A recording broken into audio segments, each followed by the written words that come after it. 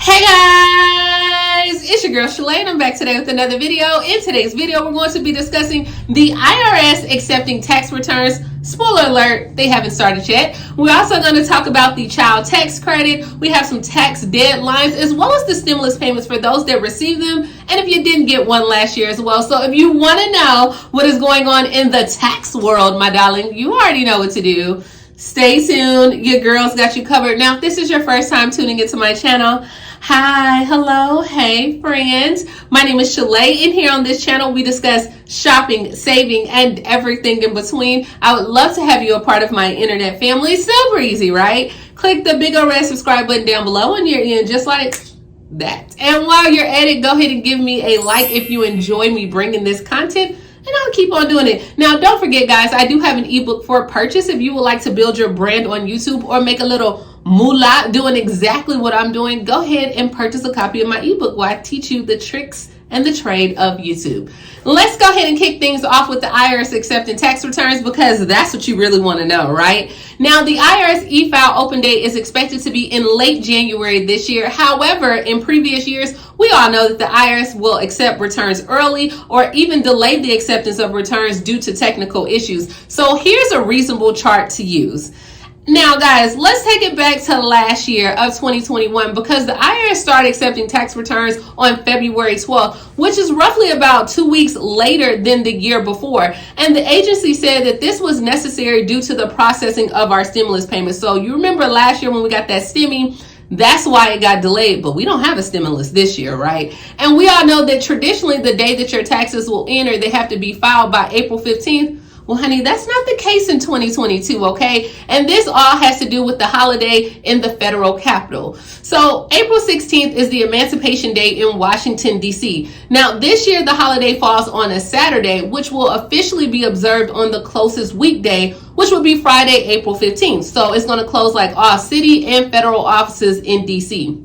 So that means now that the tax deadline is getting pushed back to Monday, April 18th, for everyone except for residents in Maine and Massachusetts. Now, these residents must file by April 19th since April 18th is Patriots Day.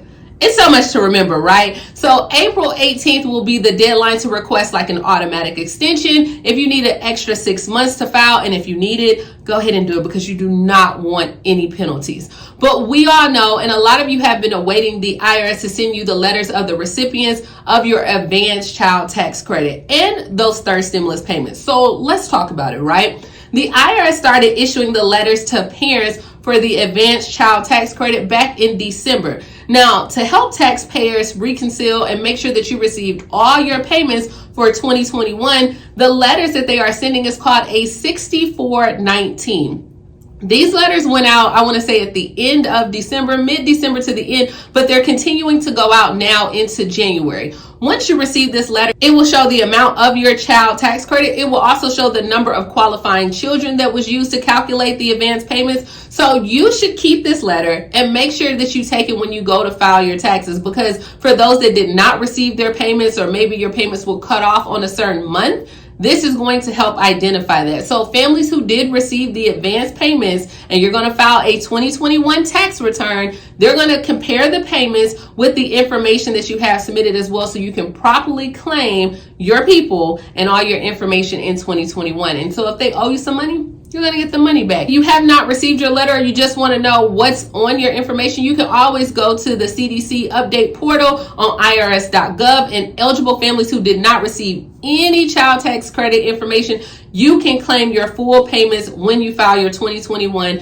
federal tax returns. And this still includes like my seasoned seniors or people who don't typically file a tax return. So you can just do a simplified return as well. But people receiving these letters, I cannot stress enough, do not throw these letters away. These letters can help your taxpayers, and if you need to, it will help them prepare your 2021 tax return. So you need them. Not only do you need these letters, but you need your economic impact payment letters for those that are going to claim the 2021 recovery rebate. So listen, Linda, listen. The IRS is issuing out letter 6475. This is for recipients who received a stimulus payment last year. This letter should come out about mid-January, and then you should still continue to receive it by January 1st. This is going to show where you received your recovery rebate. And if you did not receive a recovery rebate or a stimulus, then this is where you can claim it. So this $64.75 applies to the third economic impact payment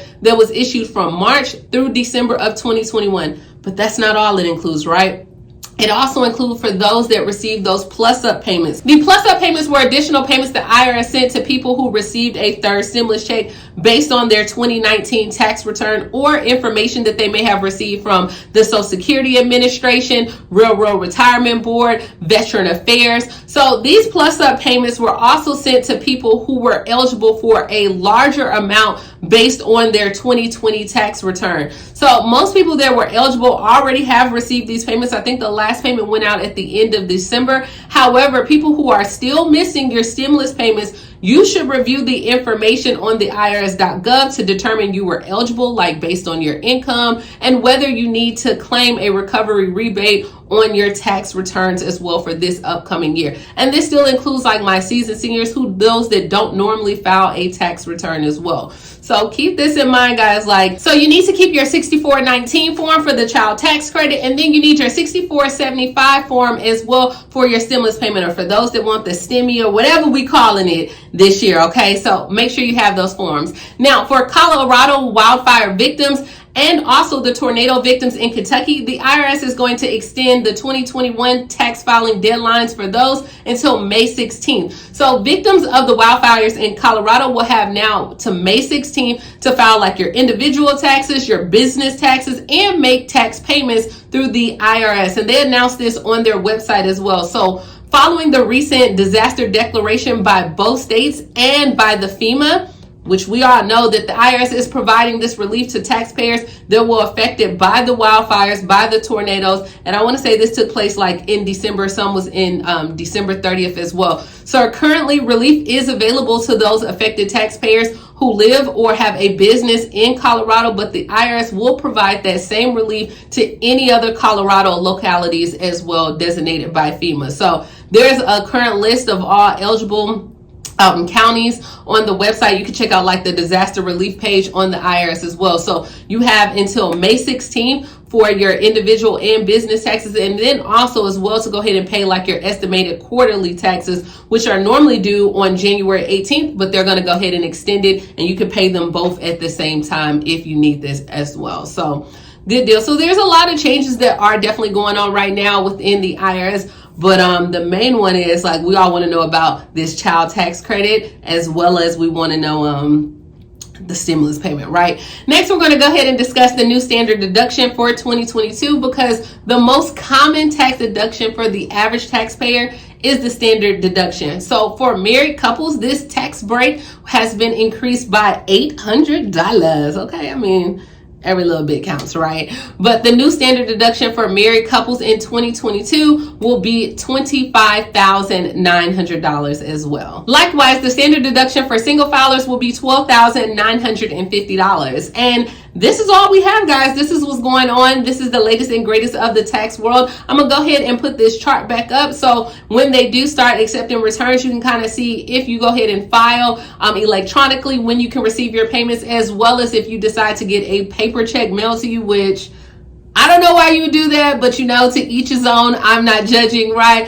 But these are some of the dates, and hopefully we'll know a little bit sooner. Let me know if you like videos like this. You guys know that I have about 160 hours of tax school through H&R Block. So I definitely enjoy videos like this and bringing them to you as well. But let me know, did you receive your stimulus payment last year? Are you still awaiting your stimulus? For all those that are my seasoned seniors, are you going to go and file a simplified tax return to ensure that you get your payments? And then also for the child tax credit, because I know there was a big issue where some people had let others claim their children last year. Are you going to do the same thing this year, or what's going on? Like, let me know down in the comments below.